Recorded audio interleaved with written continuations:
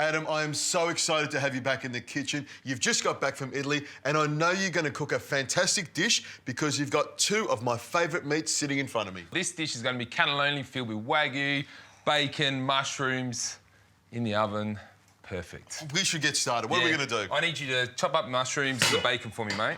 Just dicing up the onion. Now, listen, Richo, no fancy pants cutting here, all right? Doesn't matter. Long as the onion's nice and evenly diced, all right? There's no fancy pantsing going on here, I can tell you that right now. There we go. But what I do need, Richo, is a bit of olive oil, please. Sure, I can pass that to you. We've got lovely extra virgin olive oil here. Perfect. Nice big splush of that. Oh, don't worry about it. So me and olive oil and salt are good mates. Now, I've got the mushrooms here for you. Do you want me to cut up some of this bacon? Yeah, get your bacon happening. I know you like to make sure it's up to standards and happy with it. Now, what are you looking for with the bacon? You want a nice dice or nice dice, or... yep. Basically dice it off. So you want to replicate the mince, yeah? So once we crush down the mince, all the same size. So you brown it off nicely, so it's nice and sort of a bit of caramelised on the outside? Want that bit of caramelised because we're going to add the Wagyu in and the porcini, get all that beautiful flavour happening. I'm going to jump on in because I want this bacon in there straight away. Oh, lovely. This is smoky bacon. I think it's a great idea, putting bacon in there as well. Yeah, what it does, you know, it basically just gives it a bit of extra body and some flavour to it. Look, the Wagyu enough alone has, you know, a lot of guts and flavour. But adding that bacon, like you said, a bit of smokiness. Do you want me to open this packet there for you? Beautiful. Lovely, mate. All right, so you want to just cook that out. Let render out the fat from the bacon. Yep. Couple minutes there, in with the mince, and get that cooking as well. Do you want to throw that in now? Let's go, Richo. Beautiful. And do you break it apart or just throw it in whole? Nah, I like to break it up. I always tell my apprentices in the kitchen, don't put the whole block of, you know, mince in there. Break it up with your hands, speeds up the cooking process, and cooks nice and evenly. Now, you put salt. Are you like me and put salt and pepper? You know, I've got a good amount because of salt. Because salt loves meat and meat loves salt. They go together so well. And I know, being the experienced chef that you are, you've got the perfect amount of salt because you know that there's bacon in there, which is slightly salty as well. Definitely, and also porcini. So we've got the porcini sitting over there. Okay, so porcini mushrooms. Do a bit about that, Richo. They're dried porcini, and all we've done is pour some hot water over them to rehydrate them. Yep. Let them sit for about 20 minutes if you can. And this is packed full of flavour in there. So I'll get you to take out the mushroom, chop that up for me. Sure. I can smell it here. And the liquid, do you use the liquid as well? We use the liquid as well. That's going to deglaze the pot, you know, obviously the pan and get all the flavouring out of the mince. Why do you chop the porcinis nice and fine? Because I want them all the same, mate. I want the mushrooms to be basically all the same, you know, consistency all the way through. When you put that cannelloni into your mouth, Richo, all right, they've just cooked away and you get this amazing earthy taste from the porcini. I'm just looking forward to this now. In they go? In they go, mate. Lovely. So I'm just using the back of the spoon also to break down that mince. And you've got the porcini liquid to deglaze as well. I would use a little bit of red wine or some port or maybe some sherry or something. Traditionally, but no need, mate, because obviously that's packed full of flavour, so we're going to use that as our substitute. So it's good because, you know, some people don't like to use the alcohol in their cooking, and this is a great way of using it all up. In it goes. So, and also we've got some thyme. So you want me to pick some of this and chop it or just... No, don't worry about chopping it. Just like this? Yeah, like that. Nice big pieces. There we go. Watch your fingers. All right. In we go. In. Plenty of time in there. Lovely. There's lots of flavour in it. I love it. In with the tomato. Here we go. Tomato, passata straight in there. Now, Adam, I did notice this butter here. Is this going to be used for good, I hope? Richo, that's for you, all right? That's my Richo element to my dish, all right? Adding in a little bit of French technique, adding it through the sauce, you know, Monty, getting all that flavour. That's what brings that flavour. I mean, Zoe wouldn't put it in there, but you and I, because we're going to eat this, we want that lusciousness in there. The butter gives. It's fantastic. Mate, it's all good for you. You know what? It's all good. Now, this is going to simmer for a little bit? Yeah, we need to put the lid back on. We'll tidy up and then we'll get into making our bechamel.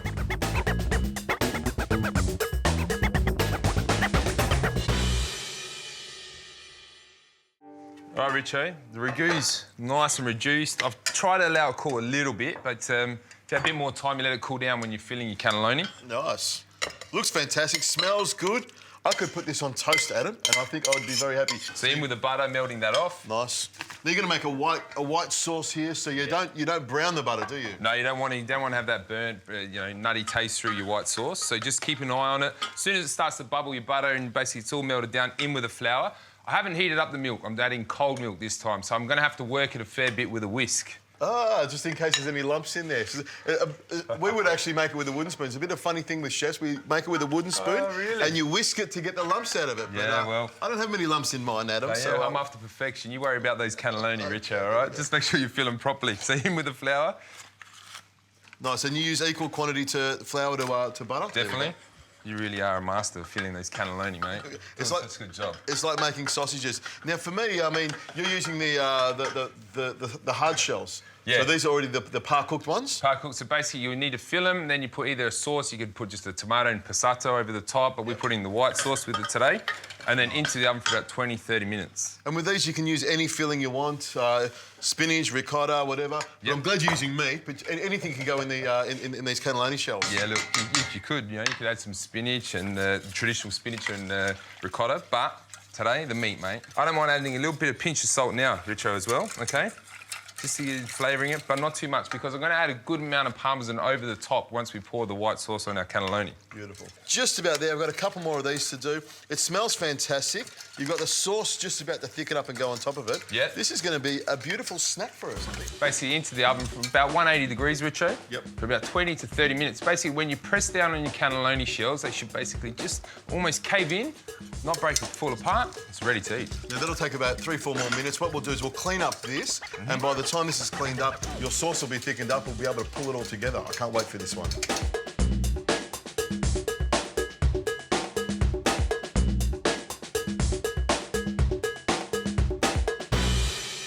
I can tell you, Adam, this is fantastic. I mean, you've got all of my favourite things in here. You've got butter, you've got bacon, you've got meat, you've got cheese going on as well. That's what you want me to do? Lots of it, mate, and lots of parmesan. You know, that's going to give us that salty element. It's going to go nice and golden brown when it gets in the oven. There we go. Oh, look at that. Perfect. I'll put this in the oven? Thanks, Richo. So that's going to take about 20 to 30 minutes at 180 degrees, and then we can sit down and dig in. Can't wait for this one.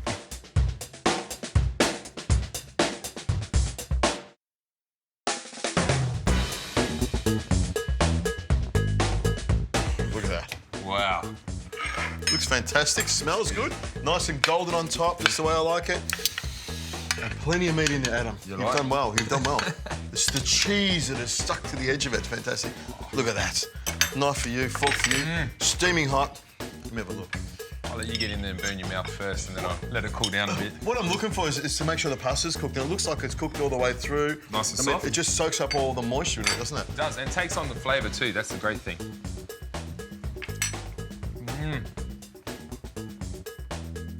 I really like that, Adam. You like That's it? really good. I love the cheesiness, the creaminess of the sauce on top. Plenty of meat in there. It's got a strong... I love the bacon. The bacon is almost like making love in my mouth. Well, even the mushrooms in there are nice as well, Richard. Fantastic. I think you've done a crack of a dish. Nice, easy bake. You can make it the day beforehand. I just can't wait to eat the rest of this. Let's go.